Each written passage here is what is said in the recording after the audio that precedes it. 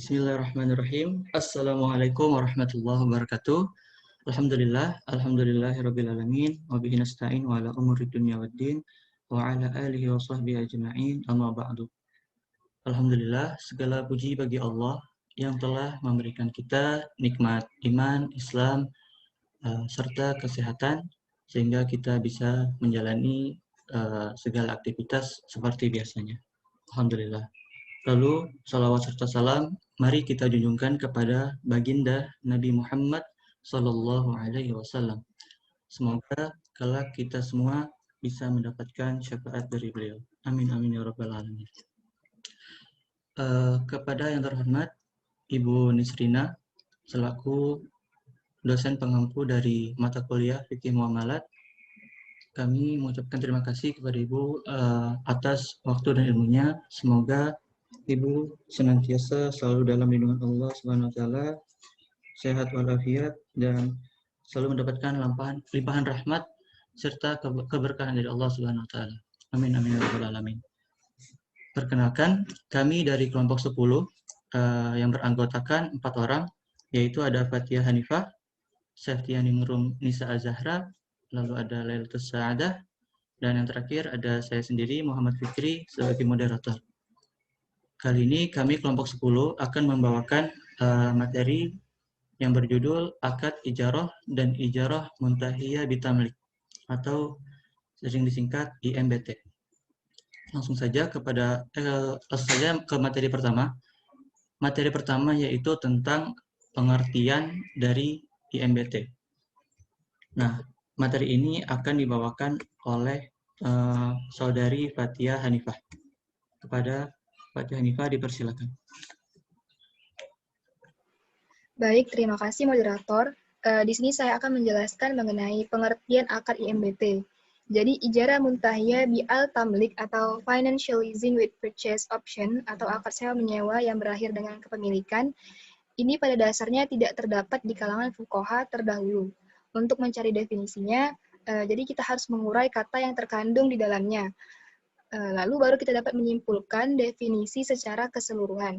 Dari susunan katanya, ijarah muntahiyah bi'al tamlik memiliki susunan kata yang terdiri dari al-ijarah dan at-tamlik. Al-ijarah dalam istilah para ulama ialah suatu akad yang mendatangkan manfaat yang jelas lagi mubah, berupa suatu zat yang ditentukan ataupun yang disifati dalam sebuah tanggungan, atau akad terhadap pekerjaan yang jelas dengan imbalan yang jelas serta tempo waktu yang jelas. Sedangkan pengertian dari at-tamlik yaitu menjadikan orang lain memiliki sesuatu. Adapun menurut istilah, ia tidak keluar dari maknanya secara bahasa, dan at-tamlik bisa berupa kepemilikan terhadap benda. Kepemilikan terhadap manfaat bisa dengan ganti atau tidak. Jika kepemilikan terhadap sesuatu terjadi dengan adanya ganti, maka ini adalah jual beli. Jika kepemilikan terhadap suatu manfaat dengan adanya ganti, maka disebut persewaan. Adapun menurut Fahad Al-Hasun dalam bukunya Al-Ijarah Al-Muntahiyah Bi'al-Tamlik fi Al-Fiqh Al-Islam, mendefinisikan ijarah muntahiyah bi'al-tamlik adalah kepemilikan manfaat suatu barang dalam jangka waktu tertentu disertai pemindahan kepemilikan barang tersebut kepada penyewa dengan pengganti tertentu. Sementara itu, dalam undang-undang juga mendefinisikan ijarah muntahiyah bi'al-tamlik berdasarkan pasal 19 ayat 1 huruf F UU Perbankan Syariah nomor 21 tahun 2008, yang dimaksud dengan akad ijarah muntahiyah bi'al-tamlik adalah akad penyediaan dana dalam rangka memindahkan hak guna atau manfaat dari suatu barang atau jasa berdasarkan transaksi sewa dengan opsi pemindahan kepemilikan barang. Berikut ini beberapa definisi IMBT dari beragam sumber, yaitu yang pertama, perjanjian antara dua pihak yang mana salah satu pihak menyewakan objek sewa tertentu kepada pihak lainnya dengan imbalan berupa biaya sewa yang dibayarkan oleh pihak penyewa secara kredit dalam tempo waktu tertentu. Dan pada akhir pembayaran terjadi pemindahan kepemilikan kepada penyewa dengan pembentukan akad baru. Definisi lain yaitu perjanjian sewa-menyewa yang disertai opsi pemindahan hak milik atas benda yang disewa kepada penyewa setelah selesai masa sewa. definisi lainnya juga, perjanjian antara dua pihak yang mana salah satu pihak menyewakan objek sewa tertentu kepada pihak lainnya dengan imbalan berupa biaya sewa yang dibayarkan oleh pihak penyewa secara kredit dalam tempo waktu tertentu, dan pada akhir pembayaran terjadi pemindahan kepemilikan kepada penyewa dengan pembentukan akad baru. Jadi disimpulkan dari definisi ini adalah akad IMBT hanya berlaku pada suatu jenis ijarah, yaitu ijarah dalam hal pemanfaatan barang atau objek, bukan ijarah dalam pemanfaatan jasa atau layanan. Landasan yuridis IMBT. Landasan yuridis atau hukum akad IMBT merupakan duplikasi dari landasan yuridis yang dipakai dalam legitimasi akad ijarah. Karena esensinya akad IMBT sendiri adalah bentuk pengembangan dari akad ijarah itu sendiri. Dari Al-Quran, yang pertama ada surah Al-Baqarah ayat 233, surah Al-Qasas ayat 26, dan surah Al-Kahfi ayat 77. Landasan IMBT dalam hukum perdata di Indonesia dapat ditemukan di beberapa peraturan perundang-undangan, yaitu yang pertama UU nomor 10 tahun 1998 tentang perubahan atas UU nomor 7 tahun 1992. Yang kedua yaitu UU nomor 21 tahun 2008 tentang perbankan syariah dalam pasal 1 angka 25. Yang ketiga yaitu PBI nomor 19 PBI 2007 tentang pelaksanaan prinsip syariah dalam kegiatan penghimpunan dana dan penyaluran dana serta pelayanan jasa bank syariah. Yang selanjutnya yaitu Surat Keputusan Ketua Bapepam dan LK tentang akad-akad yang digunakan dalam kegiatan perusahaan berdasarkan prinsip syariah. Dan yang terakhir yaitu Fatwa DSN MUI nomor 27 tahun 2002 tentang IMBT. Baik, Sekian dari saya kembalikan ke moderator. Baik, terima kasih kepada Fathia Hanifah. Lalu selanjutnya, materi tentang rukun dan syarat akad ijarah muntahiyah bitamlik akan disampaikan oleh saudari Nisa Azhar. Kepada Nisa dipersilakan.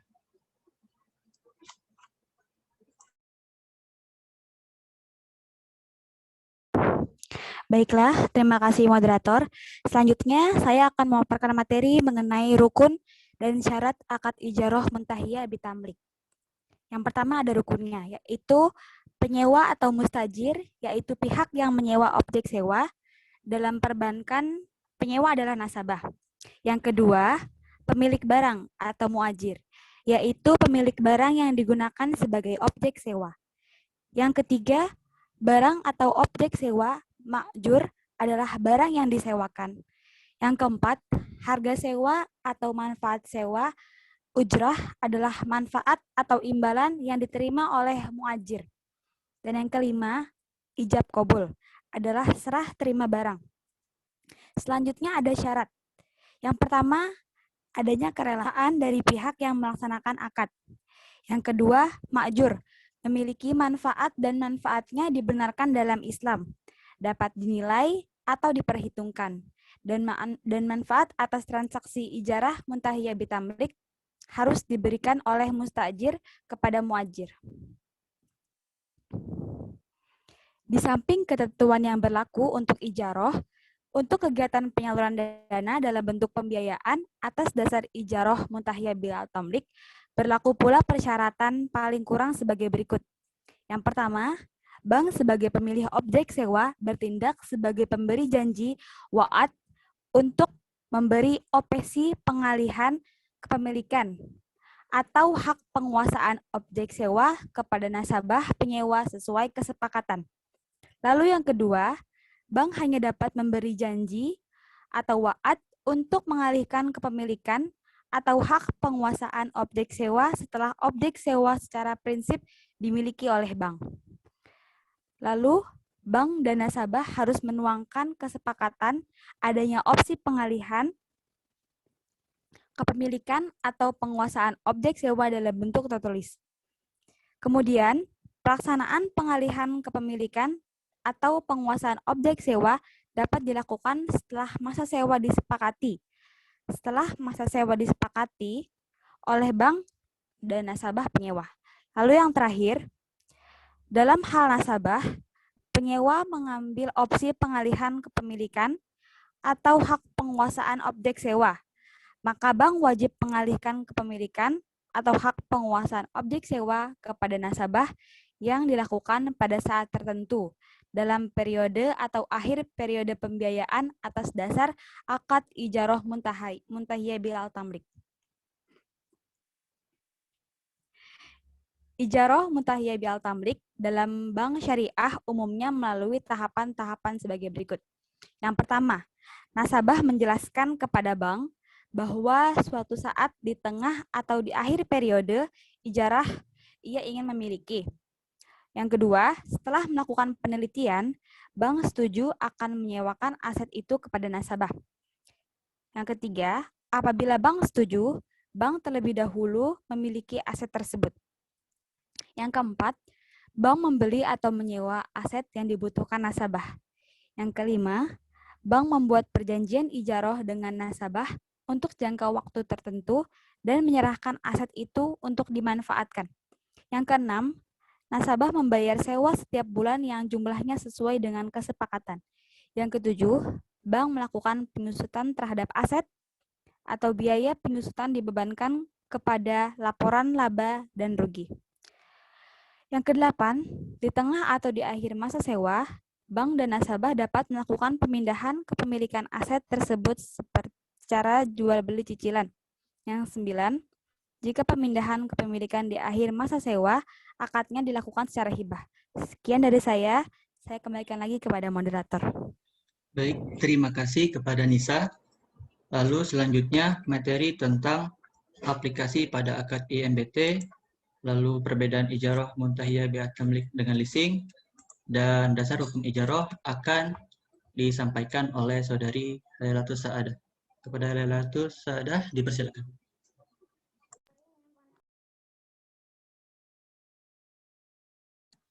Baik, terima kasih moderator. Izinkan saya melanjutkan pemaparan materi, yaitu aplikasi pada akad IMBT. Aplikasi IMBT di perbankan syariah dalam perbankan syariah. Aplikasi produk ijarah atau operational lease dan IMBT atau financial lease with purchase. Pihak bank berfungsi sebagai investor atau penyedia dana dan juga pemberi janji atau al-wa'id. Akad IMBT seperti yang telah dijelaskan sebelumnya adalah produk pengembangan dari akad ijarah dan diklasifikasikan dalam jenis hybrid, kontrak atau multi akad. Al-muraqabatu al-uqud. Bank syariah dalam mengaplikasikan IMBT sebagai produk mereka dalam pembiayaan jangka menengah atau intermediate term dan jangka panjang atau long term biasanya diperuntukkan untuk yang pertama, pembiayaan investasi.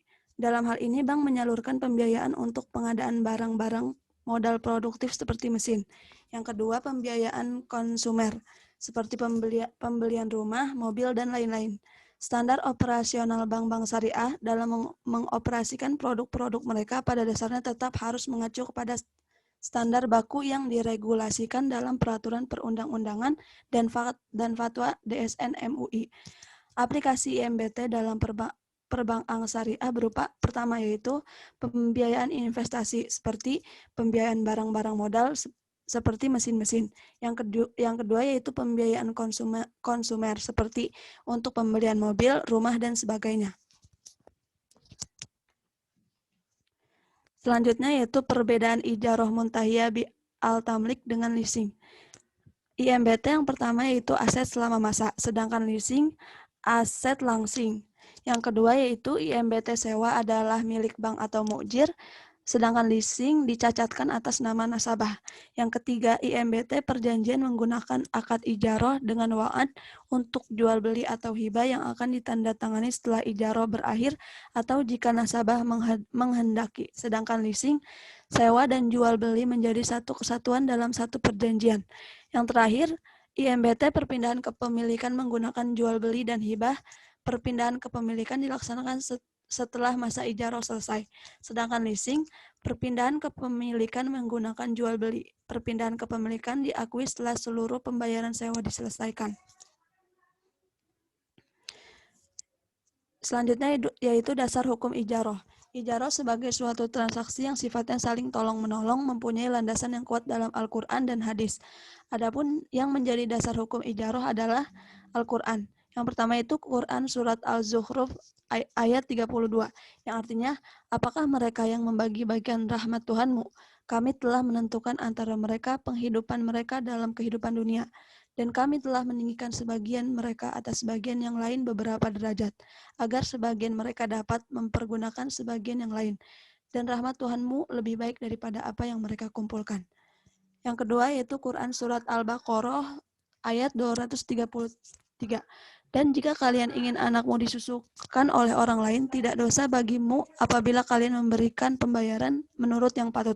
Bertakwalah kepada Allah dan ketahuilah Allah Maha melihat apa yang kalian kerjakan. Selanjutnya itu hadis.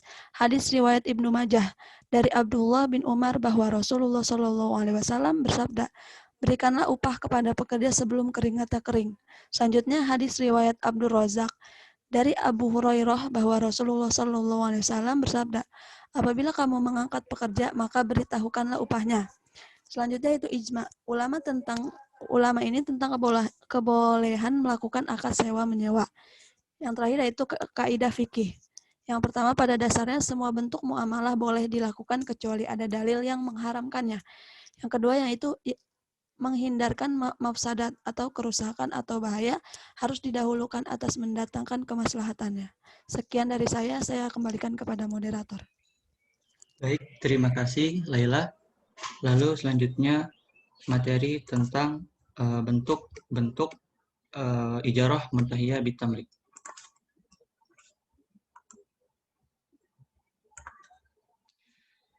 Oke, bentuk-bentuk ijarah muntahiyah bitamlik ini ada 5. Dari menurut Imam Mustafa, yang pertama yaitu akad ijarah ini sejak awal dimaksudkan untuk memindahkan kepemilikan barang sewa kepada pihak penyewa.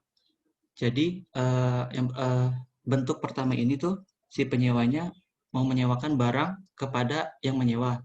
Lalu setelah selesai sewa tersebut, nah si penyewa ini mau menghibahkan, mau memberi barang tersebut kepada si yang menyewa. Lalu yang kedua, akad ijarah dari awal tuh dimaksudkannya hanya untuk sewa, jadi sewanya murni gitu. Misalnya si penyewa ini memiliki barang sewaan, terus si yang menyewa itu menyewa barang tersebut.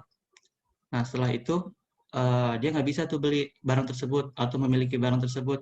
Tapi kalau misalnya di akhir setelah selesai sewa tersebut sudah selesai, maka yang menyewa tadi boleh mengajukan transaksi baru lagi, yaitu jual beli.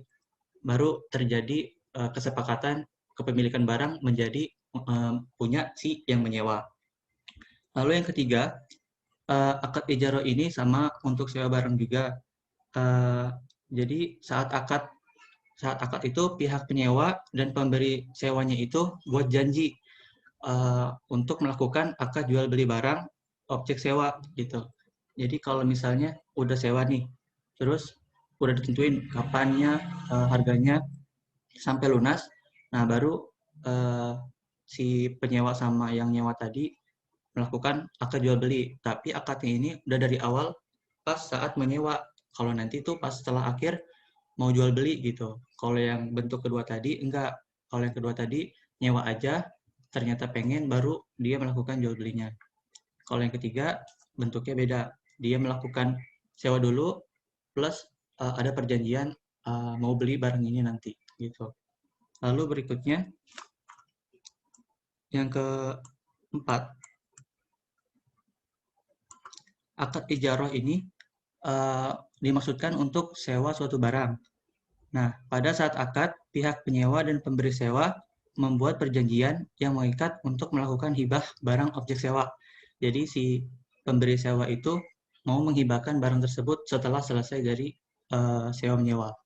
Yang kelima, dimaksudkan juga untuk sewa suatu barang dalam jangka waktu tertentu dengan pembayaran dalam jumlah tertentu juga. Nah, pada saat akad, si pihak penyewa dan yang memberi sewa membuat perjanjian yang mengikat untuk memberikan hak. Ada 3 opsi kepada si pihak penyewa.